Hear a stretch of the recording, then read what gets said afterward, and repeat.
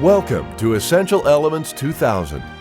We are pleased to welcome you into the world of music making with this brief introduction to playing and caring for your violin. Be sure you have your instrument so you can follow along with our violin student. Before you know it, you'll be having fun making music. The first step is opening the case properly. Place your violin case on a flat surface with the handle facing you. If you open your case upside down, the instrument is likely to fall out and be damaged. A cloth should be placed over the instrument when it is in its case. After you open your case, carefully lift the instrument out by grasping it around the neck and place it on your lap. Remember that the violin is a fragile instrument and can be easily damaged. Start learning the names of the parts of the instrument. They are scroll, pegs and peg box, nut, fingerboard, neck, upper bout, C bout, F-hole, bridge,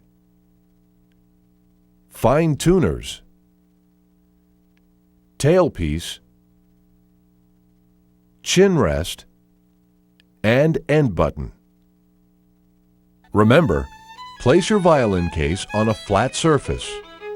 Carefully lift the instrument by grasping it around the neck. And remember that the violin is a fragile instrument.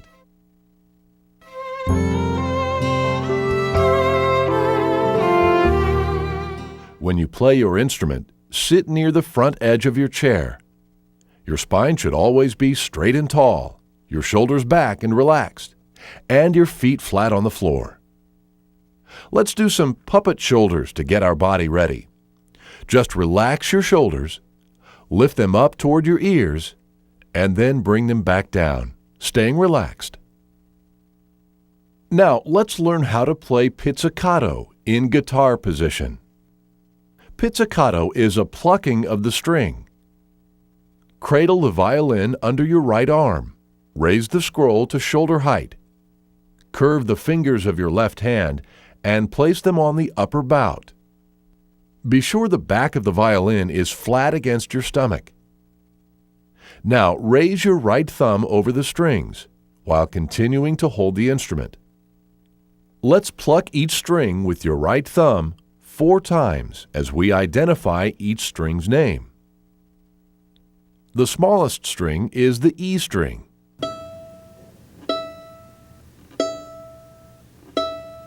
Next to it is the A string.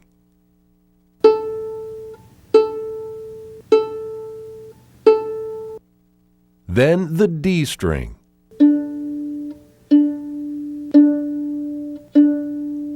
And the largest string is the G string.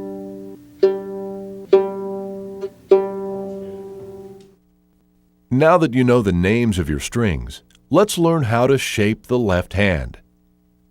Hold your left hand with your palm facing you. Your index finger is your first finger. Middle is second. Ring is third. And pinky is fourth. The thumb is never counted as a finger. Move your fingers so that the second and third fingers touch each other, but all others have a space between them. Keeping your fingers with the same spacing, bring your hand to the fingerboard and place your fingers on the D string, the second largest string. The tip of your first finger should be about 1 inch from the nut. Place the thumb on its side across from your first finger. Be sure your first finger forms a square with the fingerboard and your wrist is relaxed and straight. Remember, make sure you're holding your instrument properly in guitar position. Pluck the string with your right thumb.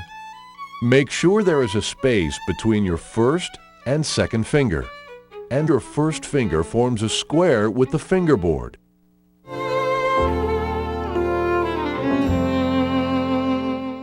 Now we are going to learn some new notes. Before you play, check your posture and make sure you are holding your instrument properly in guitar position keeping your first 3 fingers down on the D string. Now place your right thumb and pluck the D string. This produces the note G, which sounds similar to your open G string. Pluck this several times.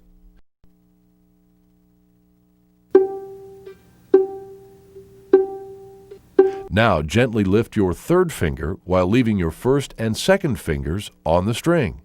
Make sure there is a space between your 1st and 2nd finger. This produces the pitch F sharp. Pluck this several times. Then lift your 2nd finger, leaving only your 1st finger on the string, and this will produce the note E. Also pluck this note. Great! Continue to practice lifting and setting your fingers several times on different pitches. Good playing habits will allow you to make fast progress. You're ready to move ahead in your book. Remember, keep your fingers relaxed and close to the fingerboard. Check your finger spacing and practice lifting and setting your fingers.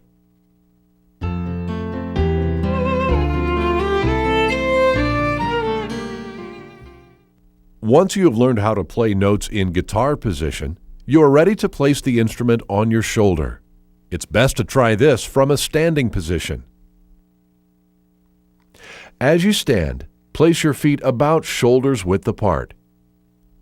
Imagine that you're standing on a clock and place your left foot at the 10 o'clock position. Slide your right foot back and adjust your position to place more weight on your left foot.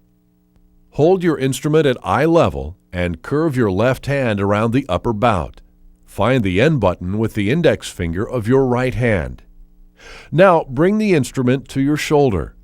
The end button should be near the middle of your neck.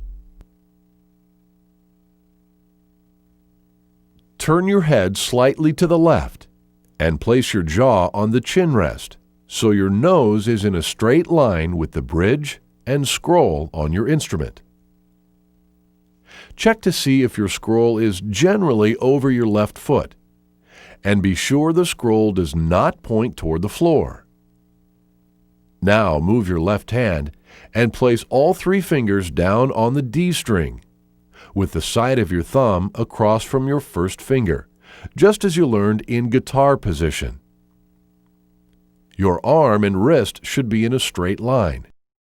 To play notes pizzicato in shoulder position, place your right thumb against the side of the fingerboard. Then extend your index finger. Pluck the notes you've already learned while continuing to hold the instrument in shoulder position.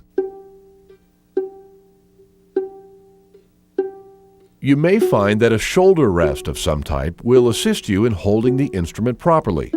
There are many different varieties, and your teacher can help you find the one that suits you best. Remember, place your left foot at the 10 o'clock position. Make sure your nose is in a straight line with the bridge and scroll. Be sure the scroll does not point toward the floor. And your arm and wrist should be in a straight line.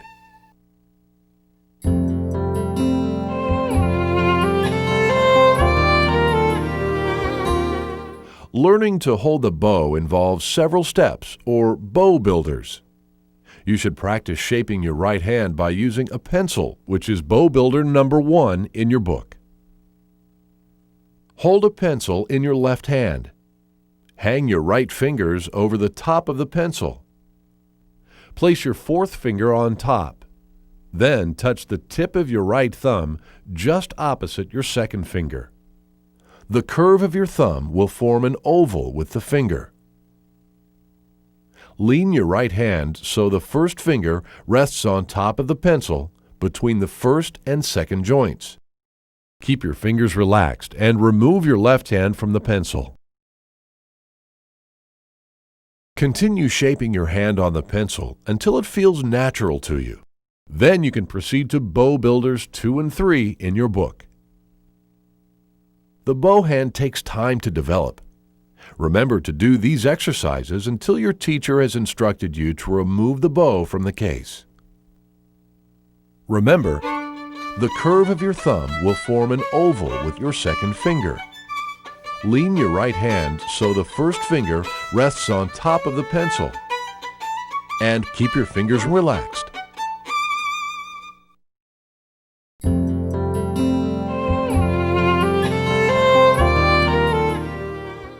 When your teacher says you are ready, release any latches that hold the bow inside your case and slide the bow to the right before lifting it out.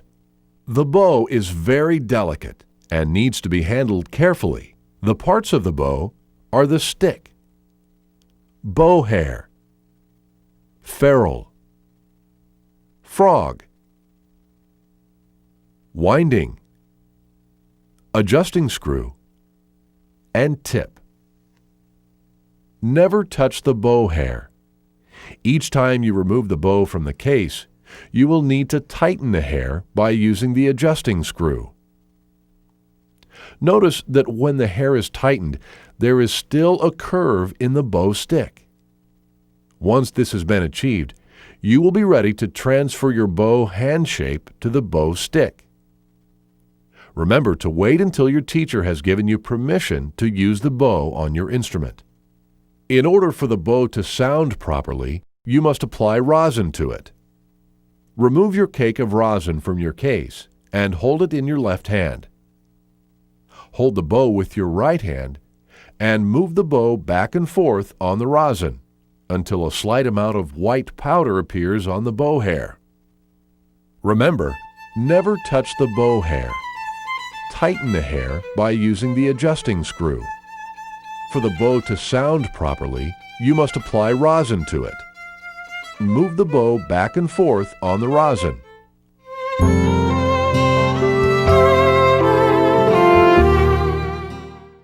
The bow stick should be wiped off before it is put back in the case. Be careful not to touch the hair. Turn the adjusting screw to loosen the hair slightly, and then place the bow back in the case. If you use a shoulder pad, remove it from your violin.